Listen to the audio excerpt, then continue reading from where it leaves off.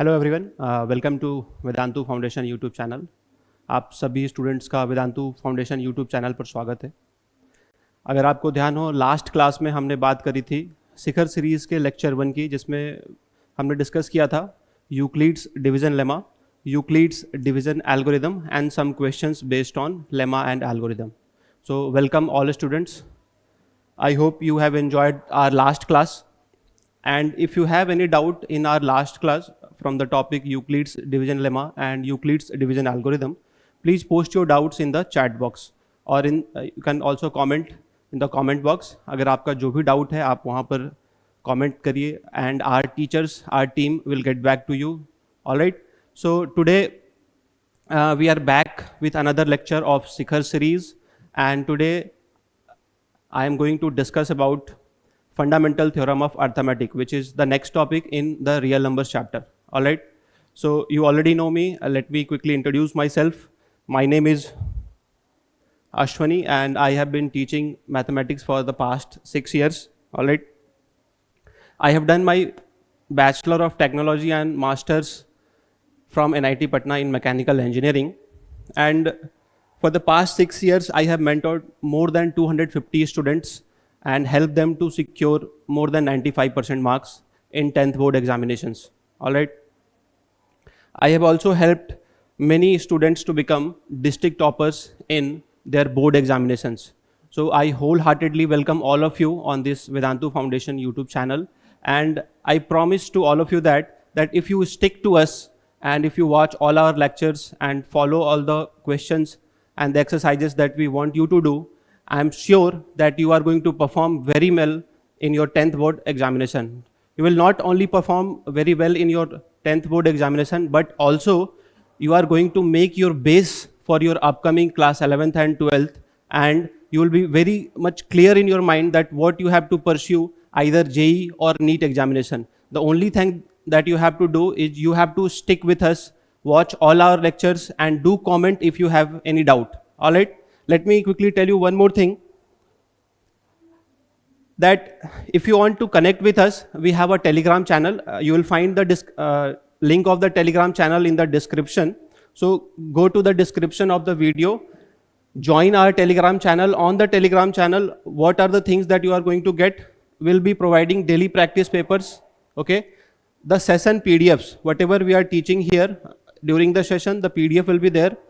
Also, there will be a weekly mock test. You know, very important. Mock tests are very important, and they are a way to test जो आपने पढ़ा है last week में और last month में. अगर आप उसको टेस्ट करते रहोगे तो you will be able to find out कि कहाँ पर आप वीक हो और कहाँ पर आप स्ट्रांग हो. That is very important. And also there will be a live interactive sessions so that you can interact with the teachers of the Vedantu Foundation YouTube channel. All right. So I urge all of you to go to the description of the video and click on the Telegram channel link and join the Telegram channel. All right.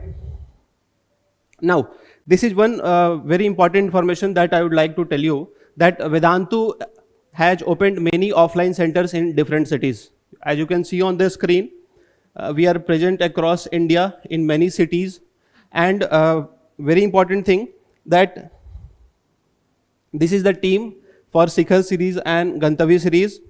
I am teaching mathematics, and all these teachers are taking other subjects, like Roli ma'am is taking English, Rahul sir is taking physics, you know, Pratiksha ma'am, she is taking biology.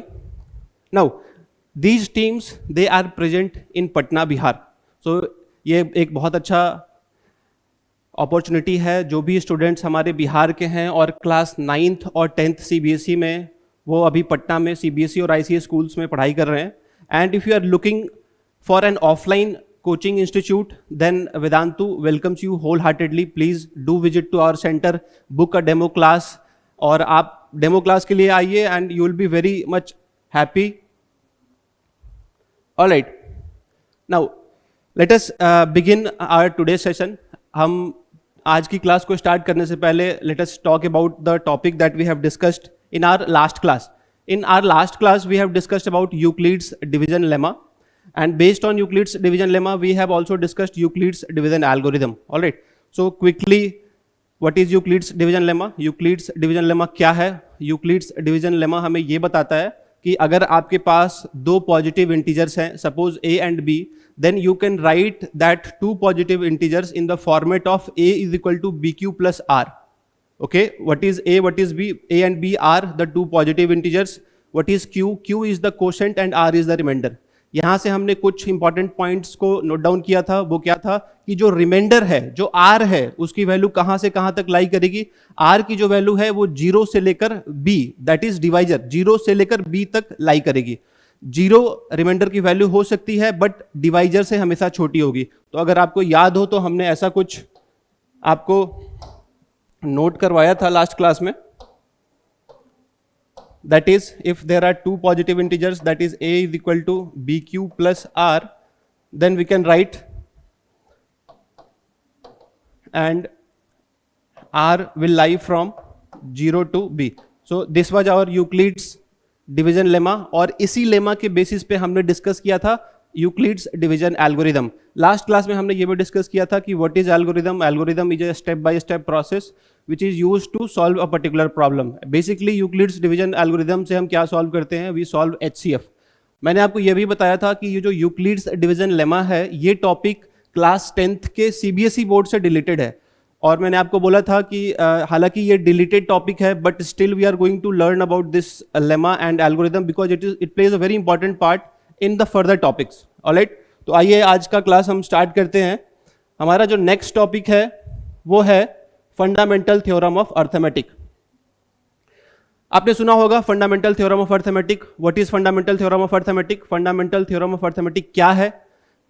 This theorem tells us that every composite number can be expressed as the product of prime factors uniquely. ये तो हो गया statement, but होता क्या है fundamental theorem of arithmetic? इसका क्या application है, इससे किस टाइप के क्वेश्चंस एग्जाम में आएंगे, आइए डिस्कस करते हैं। तो सबसे पहले आपको दो चीजें पता होनी चाहिए कि कॉम्पोजिट नंबर क्या है और प्राइम नंबर क्या है। आपने जूनियर क्लासेस में ये बहुत सारे बच्चों ने पढ़ा है, अगर आपको याद नहीं है मैं फिर से बता देता हूं। कंपोजिट नंबर वैसे नंबर होते हैं जिनके 2 से ज्यादा फैक्टर्स होते हैं, ऑलराइट। और प्राइम नंबर वैसे नंबर्स होते हैं जिनके सिर्फ 2 फैक्टर, कौन कौन सा? 1 एंड इटसेल्फ, ऑलराइट। तो ये थ्योरम क्या कहता है कि जितने भी कंपोजिट नंबर हैं उसको आप प्रोडक्ट ऑफ प्राइम फैक्टर्स के रूप में लिख सकते हैं, ठीक है, as simple as that. But इसका जो एप्लीकेशन है वेरी वास्ट है। लेट अस सी, अगर आप यहां देखें तो हमारे पास एक नंबर है 42 और इसको कैसे लिखना है? As a product of prime factors. तो आप लोगों ने ये थ्योरम तो क्लास 10th में सुना, बट इसका एप्लीकेशन आप जूनियर क्लासेस से करते आ रहे हो। आप सभी को प्राइम फैक्टराइजेशन करना आता है। अगर नहीं आता है तो प्राइम फैक्टराइजेशन कैसे करते हैं? We write the number and we start dividing the number from the smallest prime number. अगर मैं आपसे पूछूं कि ये स्मॉलेस्ट प्राइम नंबर कौन सा है तो आप क्या बताओगे? Please comment your answer. Smallest prime number क्या है? 2। सो जब हमारे पास कोई नंबर आता है और हमें उसको प्राइम फैक्टराइज करना होता है, यानी उसको प्राइम फैक्टर्स के प्रोडक्ट में तोड़ना होता है, तो वी स्टार्ट विथ 2। क्यों 2 से स्टार्ट करते हैं? क्योंकि 2 स्मॉलेस्ट प्राइम नंबर है। लेकिन अगर आप ये क्वेश्चन मुझसे पूछ सकते हैं कि सर 2 से नहीं 3 से क्यों नहीं कर सकते? अगर नंबर 2 से डिविजिबल है then will start with 2। If it is not divisible by 2 will move on to the next prime number. Next prime number कौन सा है? Next prime number is 3। Then उसके बाद कौन सा अगला प्राइम नंबर है? 5। तो will start with 2। If it is divisible by 2 will divide by 2। Let's say we take 2 से डिवाइड करते हैं कितने टाइम्स में? 21 टाइम्स। क्या ये 21 फिर से 2 से डिविजिबल है? नहीं है। Then we will take another prime number, the next prime number is 3। Then 3 times 7 is 21 and 7 times 1.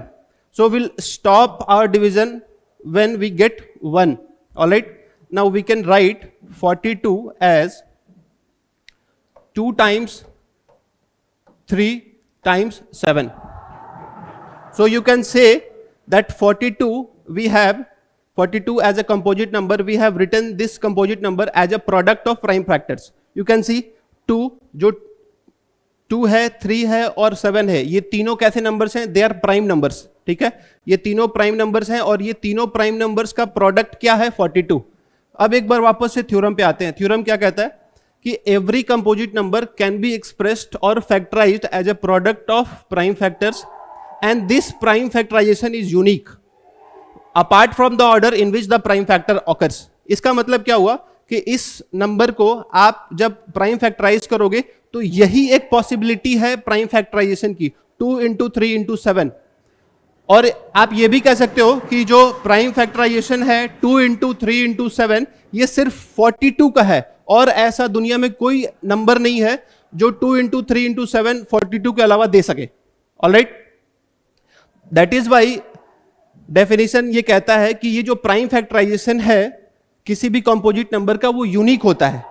Unique का मतलब फिर से समझ लीजिए कि जो आपने प्राइम फैक्टराइजेशन किया यानी 2 इंटू 3 इंटू 7 ये प्रोडक्ट सिर्फ 42 देगा और कोई नंबर नहीं दे सकता।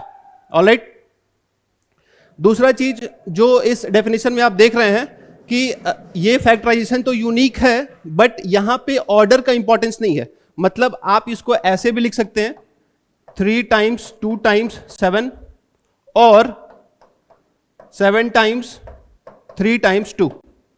ठीक है, प्रोडक्ट आपने सेम रखा है, बस नंबर्स प्राइम नंबर्स के ऑर्डर को आपने चेंज किया है, बट स्टिल ये जो प्रोडक्ट है वो यूनिक है। You can C 7 times 3 21 times 2 is 42, or here 3 times 2 is 6 times 7 is 42, or here 2 times 3 is 6 times 7 is 42. You can see in all the three cases हमारा जो prime factorisation है वो तो यूनिक है but order change हो रहा है, and the same goes for the definition. Definition भी यही कहता है। I hope it is clear to all of you. Fundamental theorem of arithmetic सभी को क्लियर है।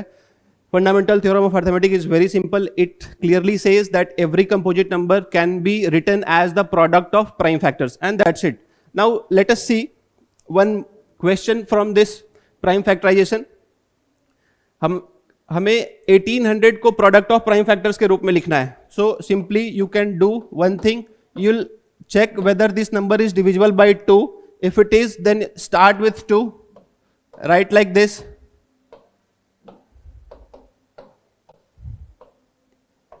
And keep dividing by 2। जब तक ये 2 से डिवाइड हो रहा है आप 2 से डिवाइड करते जाओ।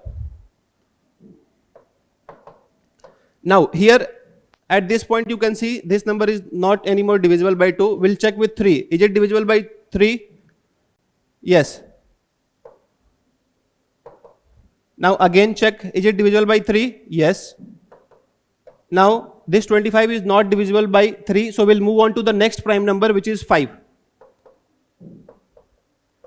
And finally we have reached at 1. Now we can say this 1800 as 2 times 2 times 2. So how many 2 we have? We have 3 times 2. We have 2 times 3, so 3 square, and 2 times 5, so 5 square. And this is the prime factorization of 1800. All right. You can clearly see we have written 1800 as the product of prime factors, and the prime factors involved here are 2, 3 and 5. इस factorisation में prime factors क्या हैं? 2, 3 और 5। 2 कितनी बार आया? 2 आया 3 बार। 3 कितनी बार आया? 2 बार। और 5 कितनी बार आया? 2 बार। Alright, any doubt? किसी को अगर कोई डाउट है इस क्वेश्चन में और प्राइम फैक्टराइजेशन में, just post your doubt in the comment box, will get back to you. Now see this very interesting question. ये क्वेश्चन बोर्ड एग्जामिनेशन में आ चुका है, and you will also find this question in your NCERT. अगर आपने solve नहीं किया है, you will find this question in your NCERT. Question is saying, is there any value of x for which 6 to the power x ends with 5? Now we were talking about fundamental theorem of arithmetic and their application. Fundamental theorem of arithmetic का application कहाँ है? आपको यहाँ दिखेगा fundamental theorem of arithmetic का application. Question पे आते हैं। क्वेश्चन क्या कह रहा है कि क्या कोई ऐसी वैल्यू है x की, किसकी वैल्यू?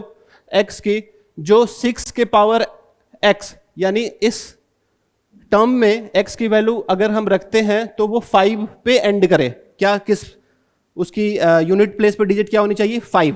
क्वेश्चन यही कह रहा है। आइए सॉल्व करते हैं। तो एक बात आपसे मैं पूछता हूं कि अगर किसी नंबर का लास्ट डिजिट या वंस या यूनिट प्लेस का डिजिट 5 है तो क्या वो 5 से डिविजिबल है?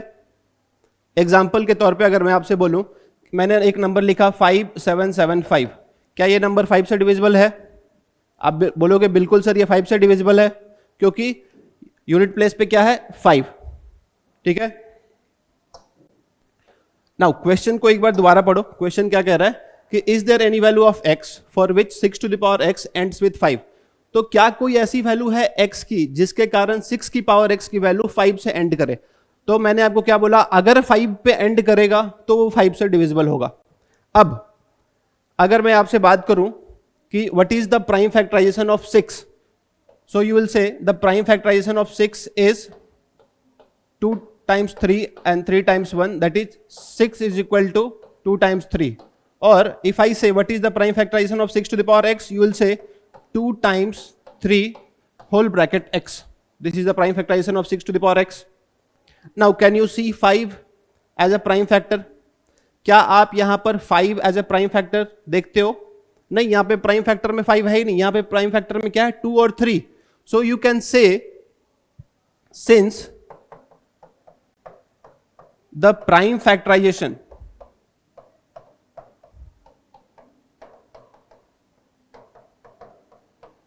of 6 to the power x does not include 5,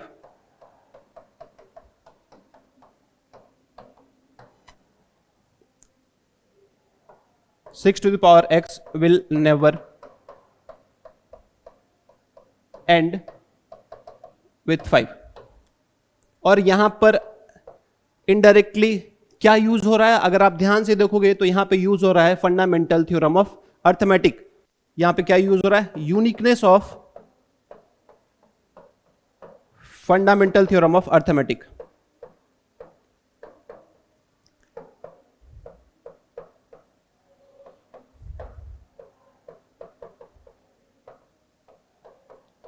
जो फंडामेंटल थ्योरम ऑफ अर्थमेटिक है वो क्लियरली कहता है कि किसी भी नंबर का जब आप प्राइम फैक्टराइजेशन करोगे तो जो प्राइम फैक्टर्स आएंगे वो यूनिक होने वाला है, ठीक है.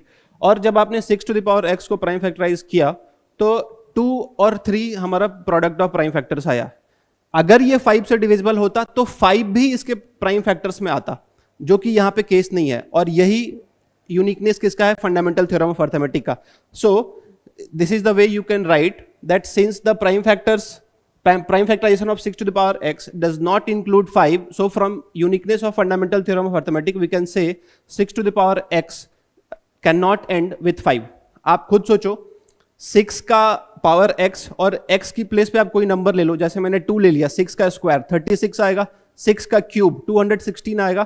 तो 6 की पावर x में x के प्लेस पे अगर आप नेचुरल नंबर रखोगे तो वो 6 पे ही एंड करने वाला है. हालांकि हमने प्रूफ किससे किया और हमें किससे करना था, from fundamental theorem of arithmetic. और ये सीबीएसई बोर्ड में आया हुआ क्वेश्चन है, तो please make sure you understand this question very well. And board examination में मैं आपको एक चीज बताऊं वेरी इंपॉर्टेंट, क्या कि if you know how to solve the question that is very good. एक जो सबसे ज्यादा इंपॉर्टेंट चीज है वो है कि how you frame your answer. आप अपने आंसर को आंसर शीट में कैसे प्रेजेंट करते हो, that is going to play a very important part to secure good marks in board examination. Alright, so make sure आपको करना है कि आपका जो आंसर का प्रेजेंटेशन है वो भी अच्छा है. ऑलराइट, हम इस पर डिटेल में बात करेंगे कि how we have to frame our answer, how we have to write our answer in upcoming videos. Alright, so stay tuned. Now let us discuss another application of fundamental theorem of arithmetic and that is HCF and LCM. आपने lower classes में HCF and LCM को निकालना सीखा है. You already know there are number of methods by which you can calculate HCF. HCF कैसे निकालते हो आप, अगर आपने क्लास 9th में पढ़ा होगा, there is a long division method जिससे आप HCF निकालते हो.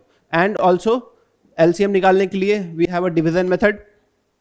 Now क्लास 10th में हम क्या सीखने वाले हैं, we are going to apply prime factorization method and we are going to factorize the given numbers and calculate HCF and LCM. तो कैसे करेंगे, क्या स्टेप्स इन्वॉल्व हैं HCF और LCM को कैलकुलेट करने के लिए, आइए देखते हैं. तो HCF कैसे निकालना है, पहला स्टेप तो आपको क्या करना है कि आपको जो भी नंबर्स गिवन है जिनका आपको HCF निकालना है उसको प्राइम फैक्टराइज कर लेना है. प्राइम फैक्टराइज करने के बाद product of the smaller power of each common factor in the number, और LCM के लिए product of the greatest power of each prime factor involve in the numbers. ये तो हो गया स्टेटमेंट. आइए देखते हैं करना कैसे है. सपोज आपके पास कोई नंबर सोचो, मैंने ले लिया 24 एंड 76. ये मेरे पास दो नंबर्स हैं और इन दो नंबर्स का मुझे HCF भी निकालना है और LCM भी निकालना है. ठीक है, निकालना कैसे है, फ्रॉम प्राइम फैक्टराइजेशन मेथड. मैंने आपको बताया कि सबसे पहला स्टेप आपको क्या करना है, आपको नंबर को फैक्टराइज करना है. कौन सा फैक्टराइज? Prime factorize. ऑलराइट, तो will start with 2. 2 times 12, 2 times 6, 2 times 3 and 3 times 1. So I can write 24 as, how many 2 are involved? 2 to the power 3 and 3. And for 76,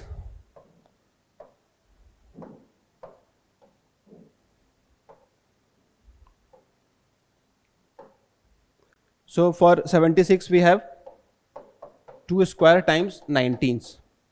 now जब आपने प्राइम फैक्टराइज कर लिया दोनों नंबर को, तो for HCF आपको क्या करना है?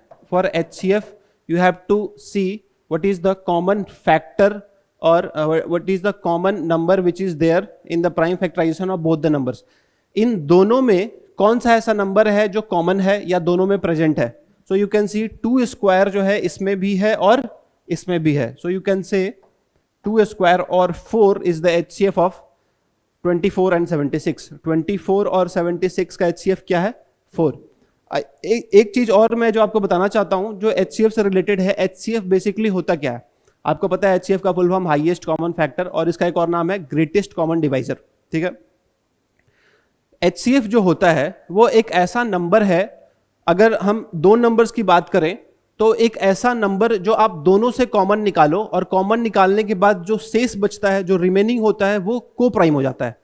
ठीक है, अगर मैं बात करूं 24 और 76 से, ठीक है, तो इससे अगर आप 4 बाहर निकाल लो तो क्या बचेगा? चेक करके बताइए. अगर मैंने 4 बाहर निकाला तो बचेगा 6, और यहां पर क्या बचेगा? 19. तो अगर मैं आपसे पूछूं कि क्या 6 और 19 को प्राइम है? क्या 6 और 19 को प्राइम है? को प्राइम का मतलब वैसे पेयर ऑफ नंबर्स जिनके बीच में 1 के अलावा और कोई कॉमन नंबर नहीं है, 1 के अलावा और कोई कॉमन फैक्टर नहीं है. तो 6 और 19 क्या को प्राइम है? यस, दे आर को प्राइम. तो जो नंबर आपने बाहर कॉमन निकाला है that will be the HCF, and this is the most shortcut method. सबसे आसान मेथड है HCF दो नंबर्स का निकालने का. You take out the common. कौन सा कॉमन बाहर निकालना है? जो दोनों नंबर्स में है उसको कॉमन बाहर निकालिए, और कॉमन निकालने के बाद आपको ये चीज नोटिस करना है, ये चीज पे ध्यान रखना है कि कॉमन निकालने के बाद जो नंबर्स बचे हैं वो को प्राइम होने चाहिए. अगर को प्राइम हो गए देन जो आपने कॉमन निकाला है वो आपका HCF हो जाएगा. Alright, I hope this shortcut आपको समझ में आया होगा. नाउ HCF तो आपका आ गया 4. What about LCM? तो LCM निकालने के लिए आपको क्या करना है? आपको जो प्राइम नंबर्स हैं इन दोनों के प्राइम फैक्टराइजेशन में उनके हाईएस्ट पावर को चूज करना है. तो यहां पे प्राइम नंबर्स इन्वॉल्व कौन कौन से हैं? 2 है, 3 है और 19 है. अगर मैं आपसे पूछूं कि 2 की हाईएस्ट पावर क्या है, यू विल से 2 की हाईएस्ट पावर है 3. अगर मैं आपसे पूछूं कि 3 की हाईएस्ट पावर क्या है, यू विल से 3 की हाईएस्ट पावर है 1. और 19 की हाईएस्ट पावर क्या है? सो 19 की हाईएस्ट पावर है 19. So the product of these is going to be the LCM. इनका प्रोडक्ट क्या होने वाला है? यही आपका LCM होने वाला है. तो आई होप ये LCM आपको क्लियर हो गया होगा, and HCF is also clear. If you have any doubt you can post your doubt, and do post your doubt in the chat box. Now let's solve one more question from HCF and LCM. आपको 36 और 48 का HCF और LCM find out करना है from prime factorization method. आप क्या करो, video को पॉज करो और 36 और 48 का प्राइम फैक्टराइज करके HCF और LCM निकालो, और जो शॉर्टकट मैंने आपको अभी बताया है HCF निकालने के लिए उससे भी निकालो. देखो आप शॉर्टकट अप्लाई कर पा रहे हो या नहीं. सो सबसे पहले 36 का what is the prime factorization going to be? So start with 2. 2 times 18, 2 times 9, 3 times 3 and 3 times 1. And for 48 again start with 2. 2 times 24, 2 times 12, 2 times 6, 2 times 3 and 3 times 1. So we can say 36 as a product of prime factors as 2 square times 3 square. And for 48 we have how many times 2? 2 raised to the power 4 and 3 1 times.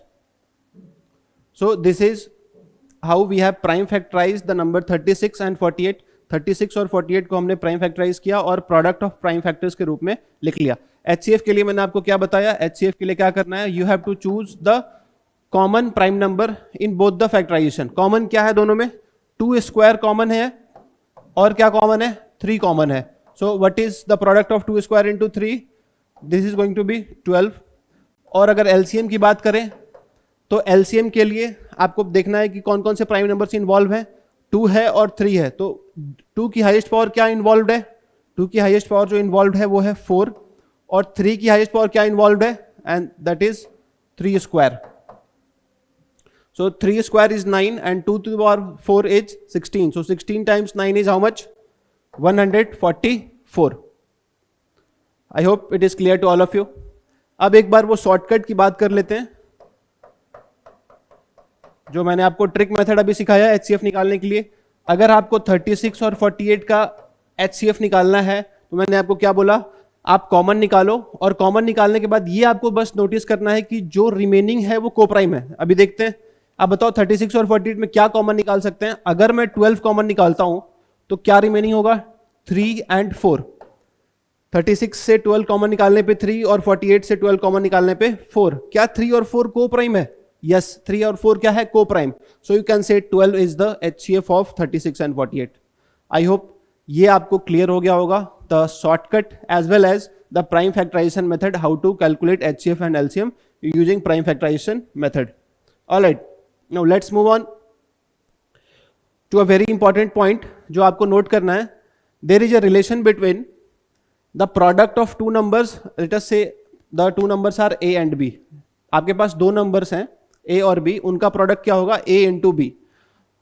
जो product है दो numbers का A into B, वो किसके equal होने वाला है, HCF into LCM। But ये जो फॉर्मूला मैंने आपको बताया, product of two numbers A comma B is equal to HCF of AB and LCM of AB, ये कहां पर एप्लीकेबल होने वाला है, ये एप्लीकेबल होने वाला है सिर्फ दो नंबर्स के केस में। आप नोट में एक और पॉइंट लिख लेना, एप्लीकेबल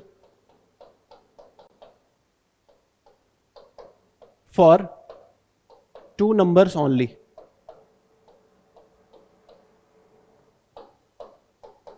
ऑलराइट, तो अगर आपके पास दो नंबर्स हैं तो दो नंबर्स का जो प्रोडक्ट होगा, जैसे पिछले क्वेश्चन में याद करो हमारे पास कौन कौन से नंबर्स थे, 36 और 48। ठीक है, तो 36 और 48 का प्रोडक्ट क्या हो जाएगा, 36 इंटू 48। ठीक है, याद करो कि पिछले क्वेश्चन में 36 और 48 का HCF क्या आया था, वो आया था आपका 12। तो ये जो प्रोडक्ट है नंबर्स का वो किसके इक्वल होने वाला है, product of HCF and LCM। LCM क्या आया था, 144। अब आपकी ये रिस्पॉन्सिबिलिटी है, आप चेक करो और कमेंट करो कि क्या प्रोडक्ट 36 और 48 का इक्वल है प्रोडक्ट 12 और 144 का। डेफिनेटली होगा। बस आपको इस फॉर्मूला में ये चीज ध्यान रखना है कि ये एप्लीकेबल सिर्फ टू नंबर्स के लिए होगा, 3 नंबर्स के लिए एप्लीकेबल नहीं होगा। Alright, now based on this formula we have a question, the HCF of two expressions P and Q is 1। दो एक्सप्रेशन है, एक है P और एक है Q, और इनका HCF क्या है, 1। आपको बताना है इसका LCM क्या होगा। सभी लोग सोचिए, दो एक्सप्रेशन है P और Q और उसका HCF क्या है, 1। अब जो मैंने फॉर्मूला ऊपर ही लिखा हुआ है, फॉर्मूला अगर आप अप्लाई करोगे तो आप लिख सकते हो P into Q is equal to HCF of P comma Q into LCM of P comma Q। ठीक है, P इंटू Q, आप सिंपली इसको PQ बोलो, और HCF PQ का क्वेश्चन में ऑलरेडी गिवन है, वो क्या है, 1। और LCM हमें फाइंड आउट करना है। ठीक है, तो PQ is going to be your LCM। ठीक है, वेरी सिंपल। अब देखो इस पे हुआ क्या, क्वेश्चन में कह रहा है कि दो एक्सप्रेशन है P और Q और उसका HCF 1 है। अच्छा, दो नंबर्स का अगर HCF 1 है, इसका मतलब वो दोनों नंबर्स कैसे हैं, को प्राइम, और को प्राइम नंबर्स का LCM डायरेक्टली क्या होता है, उनका प्रोडक्ट। ध्यान रखना, फिर से मैं कह रहा हूं कि दो नंबर्स का अगर HCF 1 है, इसका मतलब वो दोनों नंबर्स कैसे हैं, को प्राइम। अभी हमने डिस्कस किया था को प्राइम नंबर्स क्या होते हैं, जिनके बीच में सिर्फ 1 कॉमन होता है, 1 एज ए फैक्टर कॉमन होता है, ठीक है। तो P और Q में अगर HCF 1 आ रहा है, इसका मतलब इनमें 1 के अलावा और कुछ भी कॉमन नहीं है। तो इनका LCM कैसे निकालेंगे, सीधा इनको मल्टीप्लाई कर देना है, और फॉर्मूला से भी आपको क्या आ रहा है, इनका product, LCM is going to be the product of P and Q। I hope this is clear to all of you, सभी को क्लियर है। आते हैं नेक्स्ट क्वेश्चन पे। Now this is a very important question, this question was asked in your NTSC 2014 examination. Let us see the question. For positive x and y, the LCM is 225 and HCF is 15. And you have to find out how many possible pairs of x and y are there. There are 4 options. 1 such pair, 2 such pair, 4 such pair और 3 such pair.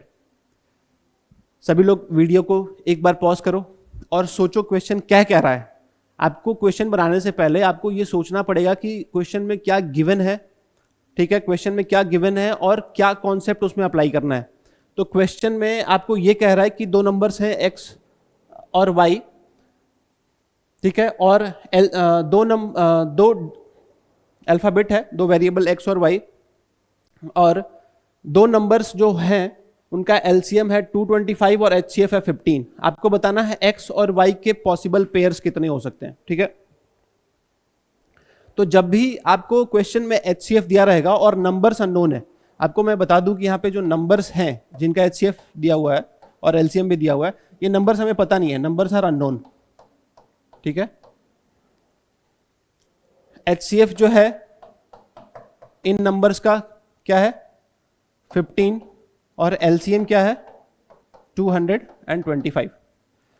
अब जो trick मैंने आपको बताया HCF का, उसको दोबारा से सुनिए। मैंने क्या बोला कि जब भी आपको दो नंबर्स का HCF निकालना है तो आप उससे कॉमन बाहर निकालो, और ऐसे कॉमन बाहर निकालो कि जो रिमेनिंग है वो को प्राइम है। इसका मतलब जो नंबर आपने बाहर निकाला उसी का मल्टीपल क्या है, वो दोनों नंबर है। जैसे याद करो, मैंने बात करी 36 और 48 के HCF की, याद करिए 36 और 48 का HCF क्या था 12। आपने बाहर निकाला कॉमन 12 और यहां क्या रिमेनिंग था 3 और 4। यानी मैं कह सकता हूं कि ये जो नंबर HCF आया 12 और इस नंबर के बीच में क्या रिलेशन है, तो 36 जो है वो किसका मल्टीपल होने वाला है 12 का मल्टीपल होने वाला है, और 48 भी क्या होने वाला है 12 का मल्टीपल होने वाला है। तो यू कैन सी जो आपके नंबर्स होते हैं और जो HCF है उसके बीच में एक रिलेशन है। रिलेशन क्या कि जो नंबर्स है ना, आप उसको HCF के प्रोडक्ट के रूप में लिख सकते हो। तो लेट अस से the numbers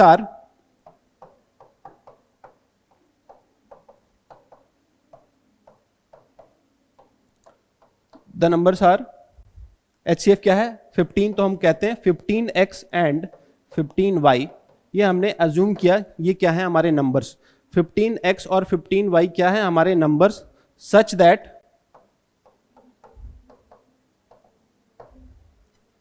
x and y are coprime, ठीक है। यही ट्रिक भी आपको मैंने बताया है कि जब भी आपको कॉमन लेना है तो आपको ये इंश्योर करना है कि जो रिमेनिंग है वो को प्राइम है, और वही हमने यहां पर अज्यूम भी किया है। हमने क्या अज्यूम किया, दो नंबर्स 15x और 15y, 15x और 15y ही क्यों लिया, क्योंकि हमें क्वेश्चन में गिवन है HCF क्या है 15, alright, such that x and y are coprime. अब दोबारा से एक बार क्वेश्चन पे आते हैं, क्या क्वेश्चन में गिवन है, LCM गिवन है और HCF गिवन है। अभी आपने क्या फॉर्मूला पढ़ा है, HCF into LCM is equal to product of two numbers. अब आपके पास HCF क्वेश्चन में गिवन है, HCF क्वेश्चन में क्या गिवन है 15, और LCM क्वेश्चन में क्या गिवन है 225। तो product of HCF and LCM क्या होने वाला है, product of the two numbers जो आपने एज्यूम किया है 15x एंड 15y, क्या कैंसिल होने वाला है 15 एंड 225, बिकॉज 225 15 का स्क्वायर होता है। So 15 is equal to what, x into y. X y का प्रोडक्ट क्या आ गया 15। अब आपको यहां पर एक चीज सोचनी पड़ेगी कि एक्स वाई के कितने पॉसिबल वैल्यू हो सकते हैं जिनका प्रोडक्ट 15 आए। अब सोचो और बताओ मुझे कि आप x को क्या ले सकते हो, you can take x as 5 and y as 3, ठीक है, और you can take x as 15 और y एज 1। ठीक है, आप यहां पर देखो मैंने x की वैल्यू 5 रखी, y की वैल्यू 3 रखी, दोनों का प्रोडक्ट क्या 15 आ रहा है? आ रहा है। अगर आप x की वैल्यू 15 रखो, y की वैल्यू 1 रखो, क्या प्रोडक्ट 15 आ रहा है? यहां भी आ रहा है। इसके अलावा क्या और कोई पॉसिबिलिटी है? कोई कह सकता है कि सर x की वैल्यू आप 3 ले लो और y की वैल्यू 5 ले लो, नंबर्स वही आएंगे। आप कर सकते हो x के प्लेस पे 3 और y के प्लेस पे 5, बट जो नंबर है 15x और 15y वो चेंज नहीं होगा। इसीलिए हम इसको सिंगल पेयर काउंट करेंगे। 5,3 और 3,5 सिंगल पेयर एंड 15,1 और 1,15 से सिंगल पेयर। तो टोटल कितने पेयर्स हो गए हमारे पास? 2 pairs. So our answer is going to be there are exactly 2 such pairs. I hope it is clear to all of you. अगर आपको डाउट आ रहा है इस क्वेश्चन में, you can please post your doubt in the chat box. Please reach out to us in the chat so that we can reach back to you. All right, let's move on to the next question. This is a similar question to the previous one. यहां पर क्या given है? 2 positive numbers हैं जिनका HCF क्या है? 12 और उनका प्रोडक्ट क्या है? 6336। लास्ट क्वेश्चन में HCF और LCM गिवन था, ठीक है, और आपसे पॉसिबल पेयर्स पूछा गया था। इस क्वेश्चन में हमें HCF तो गिवन है बट नंबर्स का हमें प्रोडक्ट गिवन है और हमसे बोला है कि क्या पॉसिबल पेयर्स हो सकते हैं उस x और y का। तो स्टार्ट कैसे करेंगे? Like the previous one, will assume let the numbers be 12x and 12y। जो नंबर्स हैं उनको हमने क्या एज्यूम किया? 12x और 12y। क्यों एज्यूम किया? क्योंकि HCF क्या है? 12। हमने अभी जस्ट लास्ट क्वेश्चन में डिस्कस किया है, ठीक है। अब क्वेश्चन में एक और चीज गिवन है, इन नंबर्स का प्रोडक्ट यानी 12x और 12y का प्रोडक्ट क्या है? गिवन है 6336। हमने यहां पर product of 2 numbers is equal to HCF into LCM apply नहीं किया है। हमने क्या अप्लाई किया? जो क्वेश्चन में गिवन है, प्रोडक्ट ऑफ 2 नंबर्स इज 6336, ठीक है। अगर आप कट करोगे 12 times 12 is 144 and 144 times 44 is going to be 6336। So xy is equal to what? xy is equal to 44। अब आपको बस ये बताना है कि x और y की क्या पॉसिबल पेयर्स है, ठीक है। x और y की क्या पॉसिबल पेयर्स है? आप कह सकते हो कि we can take x as 11 and y as 4, ये एक पॉसिबल पेयर है। आप कह सकते हो कि we can take x as 22 and y as 2, और you can say x is equal to 44 and y is equal to 1। इसके अलावा क्या और कोई पॉसिबल पेयर्स आपके दिमाग में आ रहा है? नहीं आ रहा है। इसका मतलब इसके 3 पॉसिबल पेयर्स सॉल्यूशन होने चाहिए। ऑप्शन में भी 3 दिख रहा है और आप एग्जाम में ऑप्शन में 3 टिक करके आ जाओगे और गलत हो जाएगा वहीं पे। क्यों गलत हो जाएगा? क्योंकि लास्ट क्वेश्चन मैंने आपको एक चीज बताई थी कि जब आप नंबर्स को 12x और 12y लिखते हो तो वहां पे एक चीज और ऐड करो कि x and y are coprime. x and y are coprime, ठीक है। x and y are coprime. आपको बताना है कि क्या 11 और 4 को प्राइम है? यस, इट इज को प्राइम, यानी ये एक पॉसिबिलिटी है पेयर्स की। क्या 22 और 2 को प्राइम है? 22 और 2 के बीच में 1 के अलावा और कुछ कॉमन नहीं है? गलत। 22 और 2 के बीच में और भी कॉमन फैक्टर्स हैं। So we can not count this pair as our solution. What about 44 and 1? क्या 44 और 1 एक पॉसिबिलिटी है? क्या ये दोनों नंबर्स को प्राइम है? Yes, they are coprime. So you will say this is our solution. So how many possible solutions you can see? 2 possible solutions. और ये वाला पॉसिबल क्यों नहीं है? क्योंकि 22 और 2 को प्राइम नहीं है। ऑलराइट, सो इस क्वेश्चंस में पॉसिबिलिटी क्या है आंसर्स की? 2 possible pairs.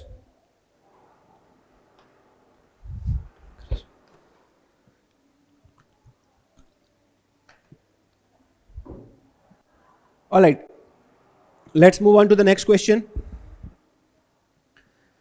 When a natural number x is divided by 5, the remainder is 2. When a natural number y is divided by 5, the remainder is 4. and the remainder is z when x plus y is divided by 5 and you have to find out the value of 2z minus 5 by 3.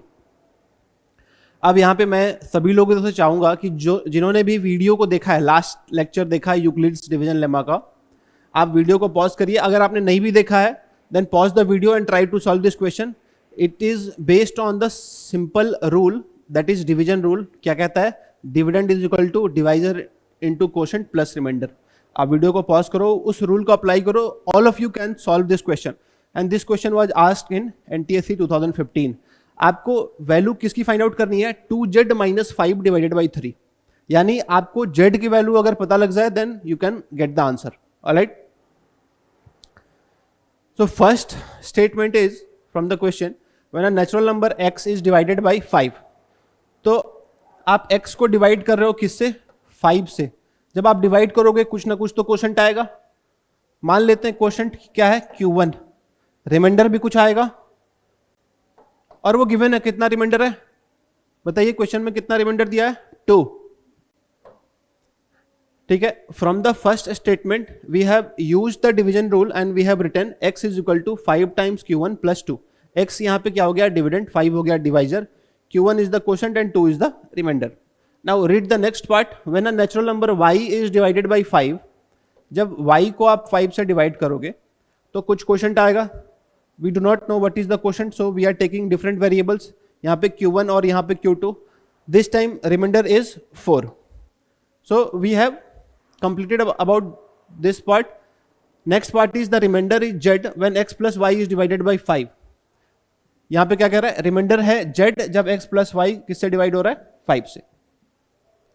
So you can say when x plus y is divided by 5, quotient is going to be something.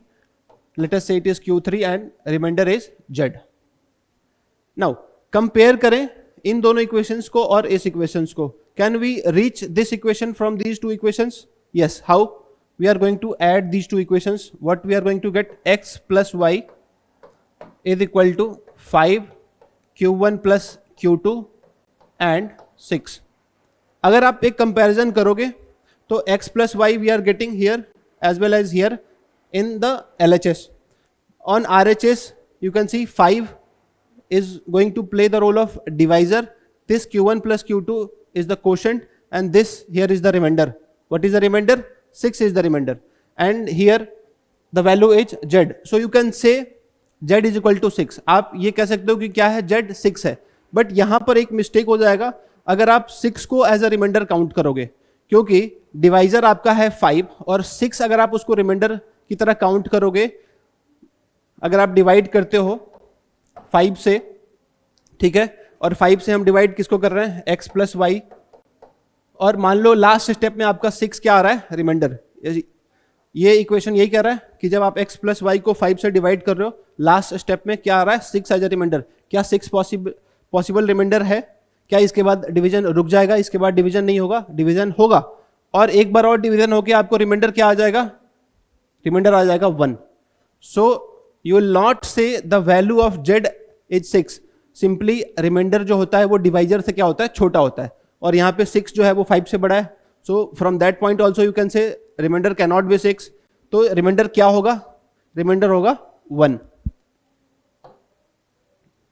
Now you have to find out the value of 2z minus 5.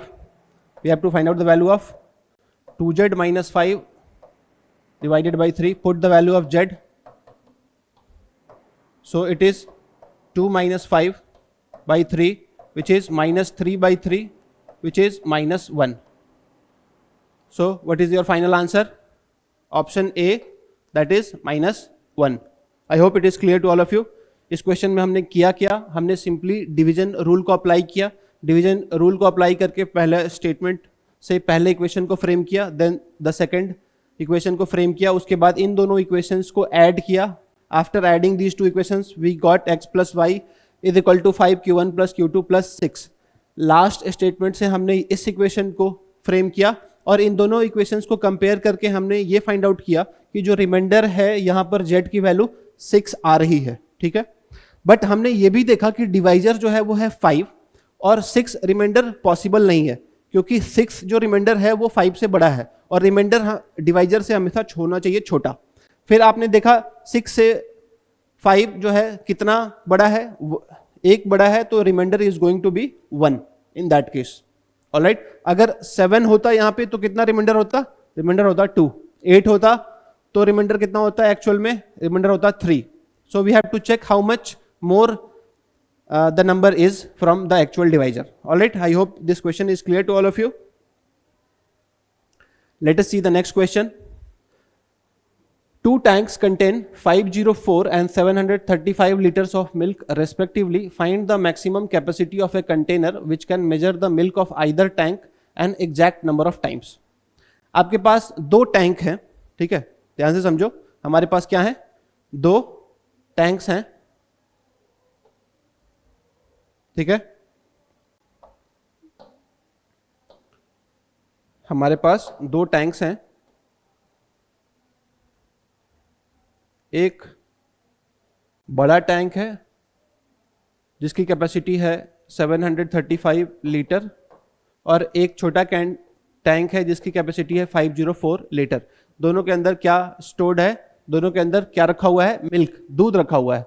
आपको बताना है कि वो container जिसकी maximum capacity आपको find out करनी है, वैसा कंटेनर जिससे आप इन दोनों टैंक्स को मेजर कर सको एग्जैक्ट नंबर ऑफ टाइम्स। अगर आप ध्यान से सोचोगे तो हम किसकी बात कर रहे हैं? वैसे इन दोनों नंबर्स को अगर सोचो कि इसकी कैपेसिटी 504 है, इसकी कैपेसिटी 735 है और उस कंटेनर की बात की जा रही है जो इन दोनों कंटेनर्स के अंदर जो रखा हुआ है दूध, उसको exact number of times measure कर ले। ऐसा नहीं है कि हम ऐसी बात कर रहे हैं कि इन दोनों नंबर से हम ऐसा नंबर कॉमन निकाल लें कि जो अंदर बच जाए वो कोप्राइम हो जाए। तो याद करो ये रिलेशन अभी हमने कहाँ डिस्कस किया है? हमने डिस्कस किया है HCF में। तो क्वेश्चन आपसे इनडायरेक्टली ये कह रहा है कि आप 504 और 735 का HCF कैलकुलेट करो। कैसे मैंने पता किया कि HCF ही निकालना है यहाँ पे? क्योंकि हमें फाइंड आउट करना है maximum capacity of the container, वैसा कंटेनर जिसकी कैपेसिटी मैक्सिमम है और इन दोनों को exact number of times measure कर ले। That is why we are going to find out 504 and 735 का क्या? HCF। अब HCF निकालने के बहुत सारे तरीके हैं। आप लॉन्ग डिवीजन से निकाल सकते हैं, अभी हमने प्राइम फैक्टराइजेशन सीखा है उससे निकाल सकते हैं। लेट अस से प्राइम फैक्टराइजेशन से अगर आपको निकालना है तो आप 504 और 735 का क्या करो? प्राइम फैक्टराइजेशन करो। Start with 2,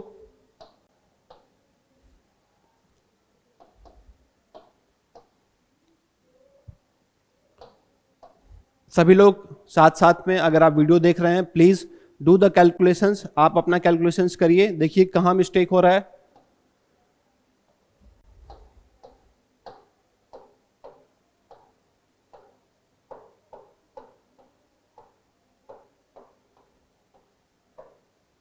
so we have prime factorize the number 504। Similarly हम किसको फैक्टराइज कर लेते हैं? 735 को।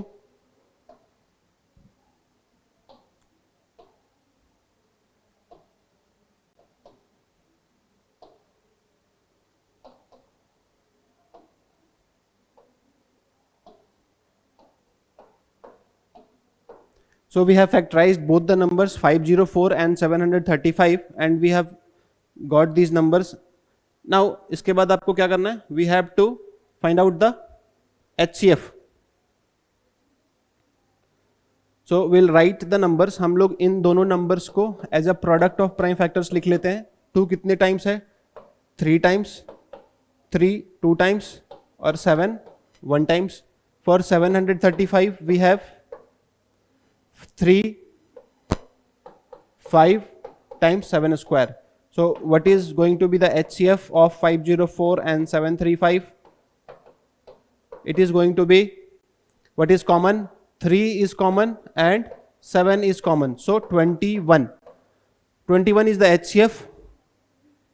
इन दो नंबर्स का HCF क्या है? 21। इसका मतलब जो कंटेनर इन दोनों बड़े कंटेनर्स को exact number of times measure करे सच दैट उसकी कैपेसिटी सबसे ज्यादा हो, वो क्या है? उस कंटेनर की मैक्सिमम कैपेसिटी कितनी होने वाली है? 21 लीटर। तो दो बड़े कंटेनर्स को आप एक छोटे कंटेनर से जिसकी कैपेसिटी कितनी है 21 litres, exact number of times measure कर सकते हो। तो ये मैक्सिमम कैपेसिटी जो कंटेनर्स की हमें रिक्वायर्ड है वो क्या हो गई 21 litres. I hope this question is clear to all of you. देखो ऐसे क्वेश्चंस में ना सबसे ज्यादा इंपॉर्टेंट क्या है कि you have to find out आपको कैलकुलेट क्या करना है। We have established here that in this question हमें क्या कैलकुलेट करना था HCF, हमें वैसा क्वेश्चन में रिक्वायरमेंट था। वैसे ही आपको वर्ड प्रॉब्लम्स में आपको ये आइडेंटिफाई करना पड़ेगा कि हमें HCF कैलकुलेट करना है या LCM कैलकुलेट करना है, then we have to move ahead with the method. Alright, now see this question. इस क्वेश्चन को ध्यान से देखिए और इस क्वेश्चन को पढ़ने के बाद आप मेरे को ये बताइए कि इस क्वेश्चन में हमें HCF से आगे बढ़ना है या LCM से आगे बढ़ना है। Alright, there is a circular path around a sports field. Sonia takes 18 minutes to drive one round of the field, while Ravi takes 12 minutes for the same. Suppose they both start at the same point and at the same time and go in the same direction. After how many minutes will they meet again at the starting point? Question बहुत simple है। एक circular path है, ठीक है, उस circular path पे दो players हैं जो क्या कर रहे हैं,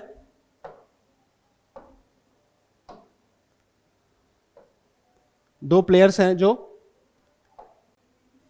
इस सर्कुलर पाथ के चारों तरफ चक्कर काट रहे हैं। ठीक है, मान लो कि इन दोनों प्लेयर्स का जो है सोनिया और रवि, ये इस पॉइंट से दोनों स्टार्ट कर रहे हैं और सेम डायरेक्शन में। तो सोनिया को स्टार्ट करके वापस इसी पॉइंट पर आने में कितना टाइम लगता है? Sonia takes 18 minutes and Ravi takes 12 minutes. ठीक है, क्वेश्चन आपसे ये पूछ रहा है कि once they start, after how much time they are going to meet again at the starting point. ये दोबारा कब मिलने वाले हैं? तो आप ये सोचो, सोनिया क्या है 18 मिनट ले रही है और रवि कितना ले रहा है 12 मिनट। अगर आपसे मैं पूछूं कि कौन फास्ट इसको इस सर्कुलर पाथ को फास्टेस्ट कौन कवर कर रहा है, जो कम समय में कवर कर रहा है वही फास्टेस्ट होगा, यानी रवि कम समय ले रहा है 12 मिनट में और Sonia is taking more minutes than Ravi. So you can conclude that Ravi is faster than Sonia. यानी हमें ये फाइंड आउट करना है कि कितने मिनट्स के बाद ये दोबारा स्टार्टिंग पॉइंट्स पे मिलेंगे। So that will be given by LCM of 12 and 18। Alright, now you can quickly find out the prime factors of 12 and also of 18.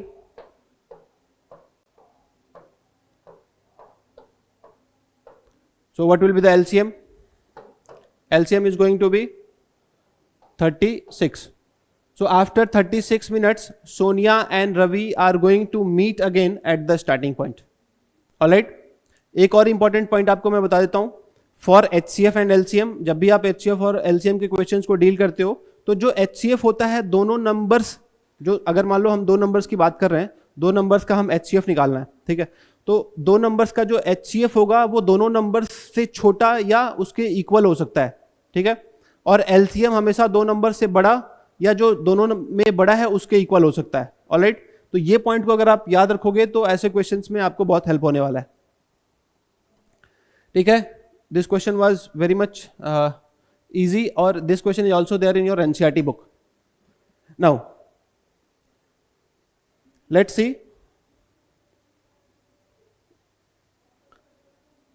the next important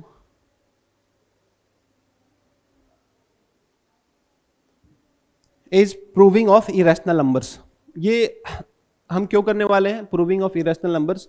Because in your board examinations हमें ऐसे questions देखने को मिलते हैं such as prove that √2 is irrational, prove that 5 - √3 is irrational. तो वैसे questions को अगर आपको सॉल्व करना है तो you have to understand about this theorem. This theorem is let P be a prime number and if P divides A square then P divides A where A is a positive integer. Theorem बहुत simple है। Theorem क्या कहता है, अगर P कोई prime number है जो A square को डिवाइड कर रहा है then P must divide A। ठीक है, तो आपको सबसे पहले क्या करना है, you have to take, let us take the positive integer A as the product of prime factors such as they are P1 times P2 times P3 times Pn। हमने क्या किया मैं आपको समझाता हूं। हमें क्वेश्चन में ये प्रूफ करना है कि अगर P A स्क्वायर को डिवाइड कर रहा है तो P A को भी डिवाइड करेगा। ठीक है, जहां पर P क्या है, एक प्राइम नंबर, और A क्या है, एक पॉजिटिव इंटीजर। हमने क्या किया, A को प्रोडक्ट ऑफ प्राइम फैक्टर्स लिख लिया, और ये प्राइम फैक्टर्स कौन कौन से हैं, P1 P2 P3 up to कहां तक, Pn तक। ये कहां से आया, from fundamental theorem of arithmetic. तो अगर मैं आपसे A स्क्वायर की बात करूं तो वो क्या होगा, P1 into P2 into P3 Pn। कितनी बार, 2 बार मल्टीप्लाई हो जाएगा, P1 into P2 into P3 up to Pn।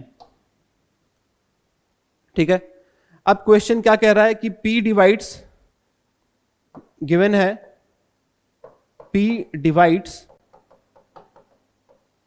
A square. P जो है वो A स्क्वायर को डिवाइड कर रहा है।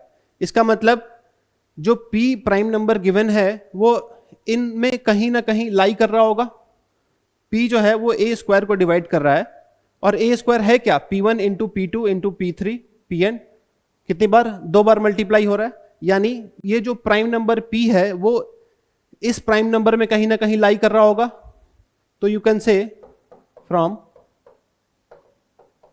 फंडामेंटल थ्योरम ऑफ अर्थमेटिक,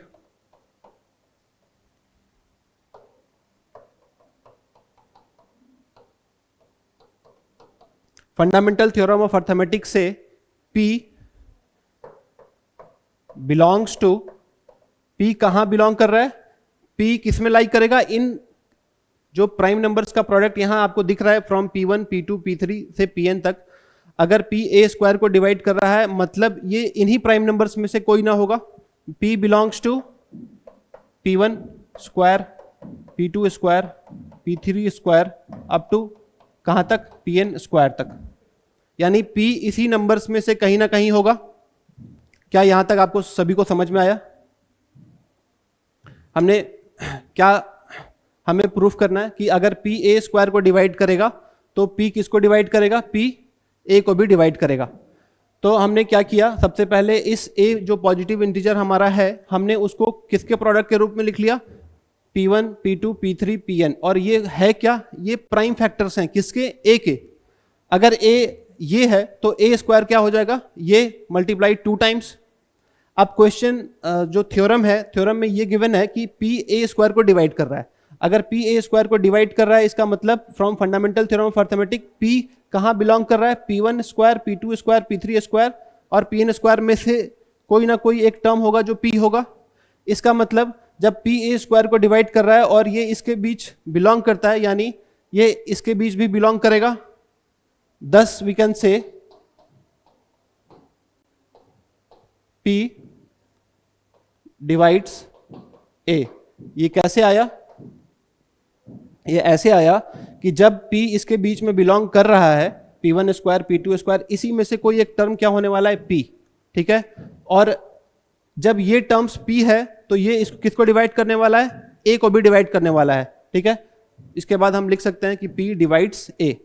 थोड़ा सा ये आपको कंफ्यूजिंग लग रहा होगा, but when you see the application आपको ये क्लियर हो जाएगा। आइए देखते हैं इसका यूज हम कहां करने वाले हैं। We are going to use this in proving of irrational numbers. जैसे for example we have taken a question, prove that √2 is irrational. अब आप इसको कैसे प्रूव करोगे, आपको पता है, आपने क्लास 9 में पढ़ा है √2 इरेशनल होता है because we can not write this number in the format of P by Q where P and Q are integers and Q is not equal to 0। ठीक है, तो ऐसे क्वेश्चंस में आपको यूज करना है मेथड ऑफ कॉन्ट्राडिक्शन। हम क्या करेंगे, will say let us assume √2 is rational. हमें क्या प्रूफ करना है, हमें प्रूफ करना है कि √2 इरैशनल है। और हमने क्या अज्यूम कर लिया, हमने ये अज्यूम कर लिया कि √2 क्या है, रैशनल। और √2 अगर रैशनल है तो √2 can be written in the format of P by Q where Q is not equal to 0 and P and Q are coprimes. ठीक है, हमने ये अजम्पशन लिया कि रूट टू जो है वो रैशनल है। अगर रैशनल है तो p बाई क्यू के फॉर्मेट पे उसको हम लिख सकते हैं, जहां पर q क्या नहीं होगा, q जीरो नहीं होगा, और p और q क्या है, को प्राइम्स है। ठीक है, now you can cross multiply the numbers. Root 2 will be multiplied with q, so we can write root 2 times q is equal to p. Now after squaring both sides, जब आप दोनों side square करोगे तो you can say 2q square is equal to p square. 2q square is equal to p square. अब यहां पर आपको समझना है बहुत ध्यान से, 2q square is equal to P square. तो क्या मैं यहां ये कह सकता हूं कि 2 डिवाइड्स पी स्क्वायर? 2 किसको डिवाइड कर रहा है, पी स्क्वायर को। अब बहुत स्टूडेंट्स ये ऐसा सोचेंगे कि सर ये स्टेटमेंट आपने कैसे लिख दिया। देखो, अगर मैं आपको सिंपल एग्जांपल दूं, यहां पे मैंने क्या किया, 2 लिखा और क्यू स्क्वायर के प्लेस पे एक नंबर ले लेता हूं 3 इज इक्वल टू, और पी स्क्वायर के प्लेस पे क्या लेता हूं 6। तो क्या 6 को ये 2 डिवाइड करेगा? डेफिनेटली करेगा, वही यहां पे लिखा हुआ है 2 will divide P square. Alright, now tell me, अगर 2 पी स्क्वायर को डिवाइड कर रहा है तो from the last theorem can you से 2 will also divide P, 2 will also divide P. अगर 2 पी को डिवाइड कर रहा है, इसका मतलब आप ये कह सकते हो कि late us say p is equal to 2c। p जो है वो किसका मल्टीपल है, 2 का मल्टीपल है। Now from these two equations, from 1 and 2 we can write 2q square is equal to 4c square, और we can say q square is equal to 2c square. हमने क्या किया, 2p स्क्वायर को divide कर रहा है, ये हमने यहां से देखा। अगर 2p स्क्वायर को डिवाइड कर रहा है, इसका मतलब 2p को भी डिवाइड करेगा, ये हमने पिछले थ्योरम से देखा। और अगर 2p को डिवाइड कर रहा है, इसका मतलब p जो है वो 2 का क्या है, मल्टीपल है। इसका मतलब फर्स्ट और सेकंड इक्वेशन में हमने p is equal to 2c की वैल्यू हमने पुट करी, p के प्लेस पे क्या 2c, हमें क्या इक्वेशन मिला, 2q square is equal to 4c square. 2 को एलिमिनेट करने के बाद हमें क्या वैल्यू मिली, q square is equal to 2c square. ठीक है, यहां पर अगर आप ध्यान से देखोगे, इसका मतलब 2 जो है वो किसको डिवाइड कर सकता है, 2 divides q square, so 2 will also divide q। ठीक है, अगर आप यहां तक समझ गए हो तो आप इसको देखो, 2 जो है p को भी डिवाइड कर रहा है और 2 जो है वो q को भी डिवाइड कर रहा है। इसका मतलब p और q में एक क्या कॉमन फैक्टर मिल गया आपको, p और q में एक कॉमन फैक्टर मिल गया 2। So we can right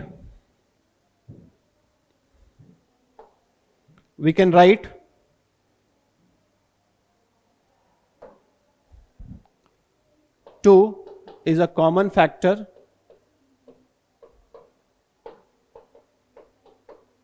of p and q। अगर 2 कॉमन फैक्टर आपको मिल रहा है p और q में, इसका मतलब हमारा जो अजम्पशन था वो कॉन्ट्राडिक्ट हो रहा है। हमने क्या अज्यूम किया था, हमने ये अज्यूम किया था कि p और q को प्राइम है, और को प्राइम क्या होता है, दो नंबर्स में जब सिर्फ 1 कॉमन फैक्टर हो तो उनको हम को प्राइम्स बोलते हैं। ये हमारा एजम्पशन था, और हमने प्रूफ क्या कर दिया कि 2 जो है कॉमन फैक्टर है p और q में। इसका मतलब आवर एजम्पशन, हमारा जो एजम्पशन है वो क्या है, गलत है। Our assumption is incorrect. और हमने एक्चुअली में क्या एजम्पशन किया था कि रूट 2 रैशनल है, but our assumption is incorrect, that is root 2 is irrational. Alright, तो हमने इस क्वेश्चन को रूट 2 जिसमें आपको इरैशनल प्रूफ करना है, उसमें हमने यूज किया मेथड ऑफ कॉन्ट्राडिक्शन। हमें जो प्रूफ करना है उसके अगेंस्ट हमने अज्यूम किया, ठीक है, और मेथड ऑफ कॉन्ट्राडिक्शन से हमने ये प्रूफ किया कि रूट 2 जो है वो इरैशनल है। Alright, so this is going to be the last question for this chapter, real numbers. We have covered all the topics which are there. For CBSE board examination for real numbers chapter. हमने real numbers के सारे topic को complete कर लिया है and we have solve some questions from NTSE examination also. One thing that I want from all of you those who are watching the videos, आप videos को तो देखो ही, कॉन्सेप्ट्स आपको समझ में आ रहा है, you can comment in the chat box. जहां पर आपको डाउट आता है आप प्लीज चैट बॉक्स में कमेंट करिए, हमारे टेलीग्राम ग्रुप को ज्वाइन करिए, वहां पे अपने डाउट्स को पोस्ट करिए। प्लस आपको जो सबसे ज्यादा इंपॉर्टेंट जो आपको करना है वो है क्वेश्चंस का प्रैक्टिस। आपके पास, I am assuming that you have NCERT, all of you have NCERT if you are from CBSE and other book RS Agarwal and RD Sharma. जो भी आपके पास बुक्स हैं, अगर ये बुक के अलावा भी जो आपके पास बुक्स हैं, आप उस बुक्स को प्रैक्टिस करिए। Practice is the only thing that is going to make you successful in this examination और एनी एग्जामिनेशन। ऑलराइट, सिर्फ कॉन्सेप्ट पढ़ने से you are not going to be successful in this examination or any other examinations. You have to actually apply the concept, you have to actually solve the questions. All right, so on this note I am going to wrap up this session. All right, I hope you liked this session और आपको बहुत कुछ सीखने को मिला होगा इस session से। We are going to coming with other videos with other subjects also. हमारे इस चैनल पे other subjects में भी videos for Shikhar series and Gantavi series will be coming soon. All right, so stay tuned to our channel.